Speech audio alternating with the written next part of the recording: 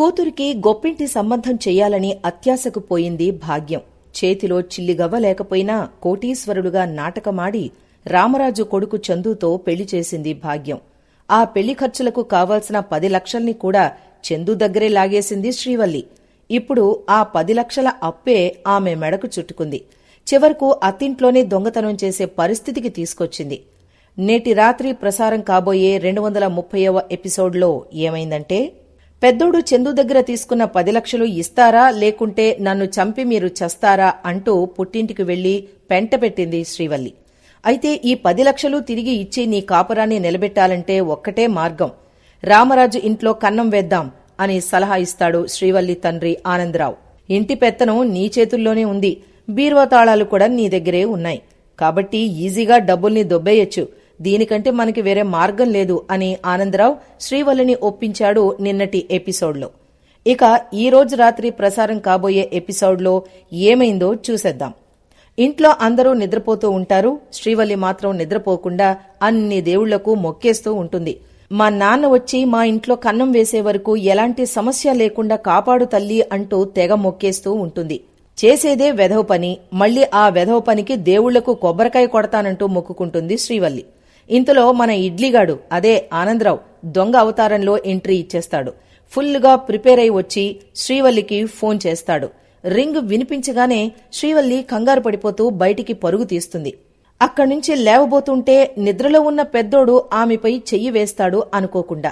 వెళ్లొద్దు, మోసం చెయ్యొద్దు అని సింబాలిక్ గా చెప్పకనే చెప్తాడు.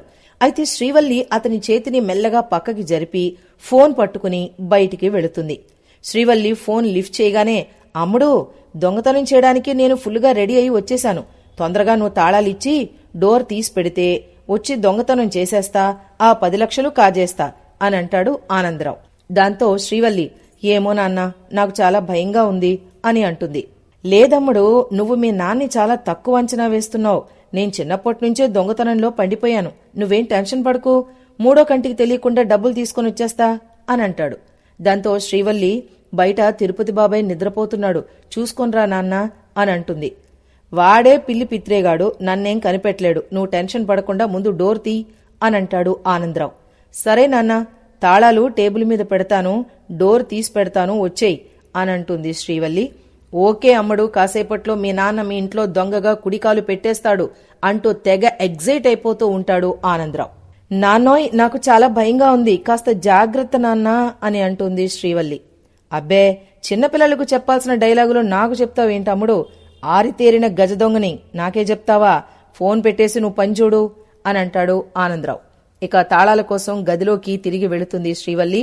అప్పటికే పెద్దోడు చందు లేచి కూర్చుని ఉంటాడు. దెబ్బకి కంగారు పడిపోతుంది శ్రీవల్లి.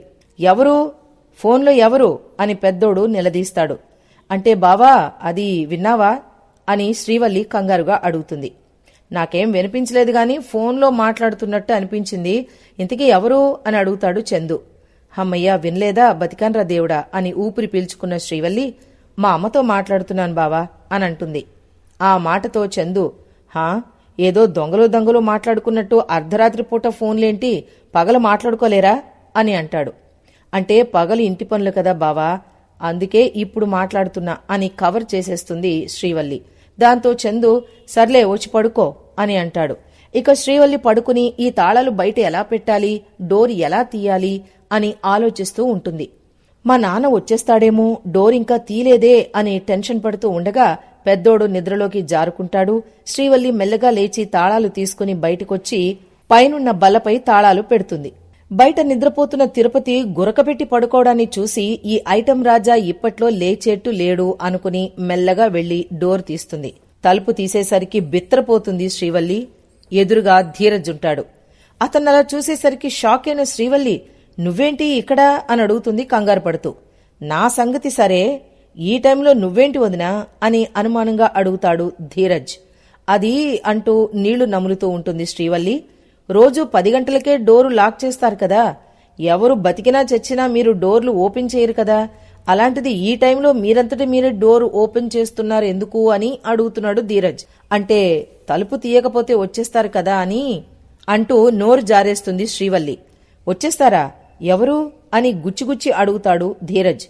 అంటే నువ్వు లేటుగా ఇంటికి వస్తావు కదా, నిన్ను ఇబ్బంది పెట్టడం ఎందుకని నేనే తీస్తున్నా అంటుంది శ్రీవల్లి. ఇదెప్పటినుంచి? మొన్న ఇదే విషయం ప్రేమ చెప్తే నాతో పాటు తన్ని కూడా బయటపెట్టి తలుపులేశావు. ఇప్పుడేమో నాకోసం జాలిపడి మీరే డోర్ ఓపెన్ చేయడం ఏంటి? ఇది నమ్మేట్టుగా లేదే, ఏదో అనుమానంగా ఉంది అని అంటాడు ధీరజ్. సీన్ కట్ చేస్తే అటు ఆనందరావు ఓవర్ ఎగ్జైట్మెంట్ తో రామరాజు ఇంటికి పరుగు తీస్తూ ఉంటాడు. ఇటు శ్రీవల్లి, అనుమానం లేదు, ఆవకాయ లేదు, మొన్న మిమ్మల్ని క్రమశిక్షణలో పెట్టాలని చూస్తున్నా, దానివల్ల నన్ను అందరూ తిట్టుకుంటున్నారు, అందుకే ఆ రూల్స్ సవరిస్తున్నా, తలుపులు తీశా అని కవర్ చేస్తుంది శ్రీవల్లి. అది సరే కాని ఇందాకటి నుంచి చాలా టెన్షన్ పడుతున్నారు ఎందుకు అని అడుగుతాడు ధీరజ్. దాంతో శ్రీవల్లి లోపల టెన్షన్ పడుతూనే, నేను టెన్షన్ పడ్డమేంటి, హబ్బే అదేం లేదు అని అంటుంది. లేదు వదినా, మీరు టెన్షన్ పడుతున్నారు, చెమటలు కూడా పడుతున్నాయి, ఏంటి ఏమైంది అని మళ్లీ గుచ్చిగుచ్చి అడుగుతాడు ధీరజ్. దాంతో శ్రీవల్లి, ఊరుకో అబ్బాయి, నాకేం అవసరం టెన్షన్ పడ్డానికి, నువ్వొచ్చి ప్రేమను పిలవడం నేను విన్నాను, అందుకే ప్రేమగా వచ్చి డోర్ తీస్తున్నా, నువ్వు లోపలికి వస్తావా లేకపోతే డోర్ వేసుకుని వెళ్ళిపోనా అని అంటుంది శ్రీవల్లి.